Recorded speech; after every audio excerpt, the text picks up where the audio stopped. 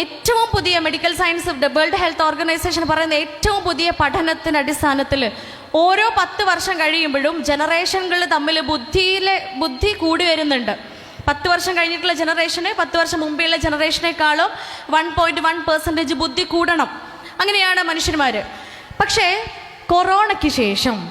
Corona യുഗത്തിന് ശേഷം വന്ന കാലഘട്ടത്തിൽ ജനിച്ച കുഞ്ഞുങ്ങൾക്ക് അവരുടെ മുൻപെയുള്ള ജനറേഷനേക്കാളും 1.1 ലെവലിൽ ബുദ്ധി കുറവാണ് എന്ന്. എന്താ ഇതിന് കാരണം? ഇതിന് കാരണം എന്താ? ഡിജിറ്റലൈസേഷനാണ്, സ്ക്രീൻ ടൈമാണ് പ്രിയപ്പെട്ടവരെ.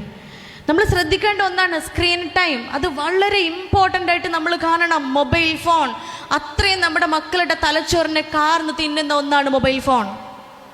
മൊബൈൽ ഫോൺ എങ്ങനെയാണ് ചുരുക്കുക?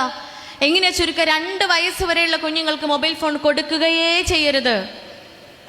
സാധാരണ ക്ലിനിക്കിൽ കാണുന്നത് എന്തെങ്കിലും പ്രശ്നങ്ങൾ വരുമ്പോഴത്തേന് മൊബൈൽ ഫോണൊക്കെ ലോക്കറിൽ വെച്ച് നോക്കിയൻ്റെ മറ്റേ കുഞ്ഞു ഫോണില്ലേ അതാക്കിയിട്ട് വരും എല്ലാവരും. സ്മാർട്ട് ഫോണൊക്കെ ലോക്കറിൽ വെച്ചിട്ടുണ്ടാവും. അങ്ങനെയല്ല, പ്രശ്നങ്ങളും പ്രയാസങ്ങളും ഉണ്ടാവാൻ കാത്തിരിക്കണ്ട. അതൊരു നിയമമുണ്ട്. മെഡിക്കൽ സയൻസ് പറയുന്നൊരു റൂളുണ്ട്. ഈ റൂള് നമ്മൾ വീട്ടിൽ ഫോളോ അപ്പ് ചെയ്താൽ മതി.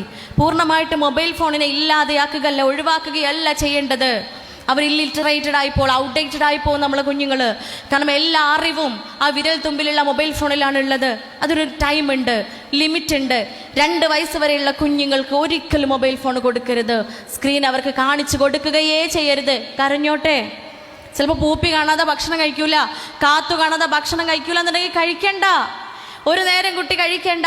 വാശി കാണിച്ച് കരഞ്ഞ് ഭൂമിയിൽ ഒരു കുട്ടി ഇതുവരെ മരിച്ചിട്ടില്ല. 1-2 ദിവസം പട്ടിണി കിടന്ന് കരഞ്ഞിട്ട് ഭൂമിയിൽ ഒരു കുട്ടി ഇതുവരെ മരിച്ചിട്ടില്ല. പ്രിയപ്പെട്ടവരെ, വാശി കാണിച്ചിട്ട് കരയട്ടെ. എല്ലാവരും 9 മാസം 10 ദിവസം പള്ളയെ കൊണ്ടിടന്ന് 21 എല്ലുകൾ പൊട്ടുന്ന വേദന സഹിച്ച് പ്രസവിച്ചവർ തന്നെയാണ് എല്ലാ ഉമ്മമാരും, അല്ലേ? ഇതിലാരും കൂടുതൽ വേദന സഹിച്ചവരില്ലല്ലോ. നമ്മളൊക്കെ ഒരേ വേദന സഹിച്ചവരാ. എല്ലാ വാപ്പമാരും ഒരേപോലെ കഷ്ടപ്പെട്ട് ചോര നീരാക്കി അധ്വാനിച്ച് കൊണ്ടുവന്ന് പോറ്റുന്നത് തന്നെയാണ് മക്കളെ. അതുകൊണ്ട് എൻ്റെ കുട്ടീനെ എങ്ങനെയാണ് ഞാൻ കരയിപ്പിക്കുക എന്നുള്ള ചിന്ത ആ കുട്ടിയെ കൊല്ലുന്നതിന് തുല്യമാണ്. പ്രിയപ്പെട്ടവരെ, നമ്മളാണ് കാരണക്കാര്. ചിന്തിക്കേണ്ടതുണ്ട്. 2 വയസ്സ് വരെയുള്ള കുഞ്ഞിന് no mobile phone, no screens. 3 വയസ്സ് മുതൽ 5 വയസ്സ് വരെയുള്ള കുഞ്ഞിന് 3 വയസ്സ് മുതൽ 5 വയസ്സ് വരെയുള്ള കുഞ്ഞിന് ഒരു ദിവസം 1 മണിക്കൂർ ഫോൺ കൊടുക്കാം. ഇനി 1 മണിക്കൂർ കൊടുക്കാത്ത ആരെങ്കിലും ഉണ്ടെങ്കിൽ പഠിച്ചോനെ 1 മണിക്കൂർ തികക്കണല്ലോ എന്ന് വെച്ചിട്ട് 1 മണിക്കൂർ കൊടുക്കരുത് കേട്ടാ. ഇത് നിർബന്ധമുള്ള കാര്യമല്ല പറയുന്നത്, കൊടുക്കാം എന്നത് മാത്രം അല്ല. ഇനി പുഴക്കാട്ടിൽ ഡോക്ടർ വന്നു കണ്ട് 1 മണിക്കൂർ കൊടുക്കാൻ പറഞ്ഞിട്ടുണ്ടെന്ന് വെച്ചിട്ട് ടൈം വെച്ച് ഫോൺ കൊടുക്കണ്ട പ്രിയപ്പെട്ടവരെ. ഉപയോഗിക്കുന്നില്ലെങ്കിൽ വേണ്ട. അപ്പോൾ 3 വയസ്സ് മുതൽ 5 വയസ്സ് വരെയുള്ള കുട്ടികൾക്ക് 1 മണിക്കൂറാണ് എങ്കിൽ 5 വയസ്സ് മുതൽ 13 വയസ്സ് വരെയുള്ള കുഞ്ഞുങ്ങൾക്ക് 2 മണിക്കൂർ.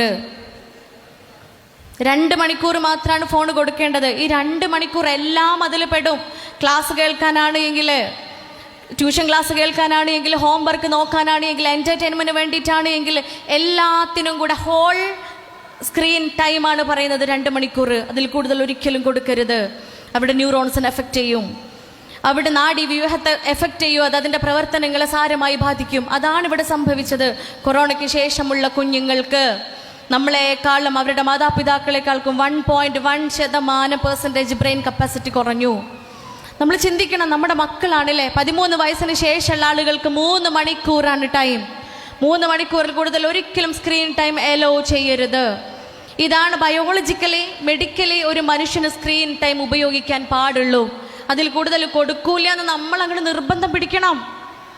അവസാനം അഫാനെ പോലെ, മിഹിറിനെ പോലെ, ആഷിഖിനെ പോലെ ആയിട്ട് ശാപവാക്കുകൾ പറഞ്ഞ് കുട്ടിയെ തള്ളി പറയല്ല ചെയ്യേണ്ടത്. പ്രിയപ്പെട്ടവരെ, നമ്മളാണ് കാരണക്കാര്. ലഹരി എത്തിക്കാൻ, ലഹരി ഈ രൂപത്തിൽ മക്കൾക്ക് സുലഭമാവാൻ കാരണം നമ്മളാ. പക്ഷെ നമ്മൾ അറിയുന്നില്ല എന്നതാണ്. 14 വയസ്സായ അമേരിക്കയിലെ മകൻ അവൻ്റെ ക്ലാസ്സിലുള്ള കുട്ടിയെ കൊന്നത് എന്തിനാണെന്നറിയോ? അവൻ്റെ ഇൻസ്റ്റഗ്രാം പേജിൽ, അവൻ്റെ ഇൻസ്റ്റഗ്രാം അക്കൗണ്ടിൽ അവനിടുന്ന പോസ്റ്റുകൾക്ക് താഴെ ഈ കുട്ടി കമൻ്റ് ഇടുമായിരുന്നു.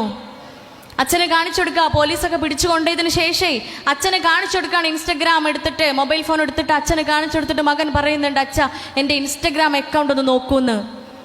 അച്ഛൻ നോക്കുമ്പോൾ മകൻ ഇട്ട എല്ലാ പോസ്റ്റുകൾക്കും താഴെ ഈ പെൺകുട്ടിയുടെ കമൻറ്റുകളുണ്ട്. ഈ പെൺകുട്ടി പോസ്റ്റ് ഇട്ടിട്ടുള്ളത്, കമൻ്റ് ഇട്ടിട്ടുള്ളത് സ്റ്റിക്കറുകളാണ്.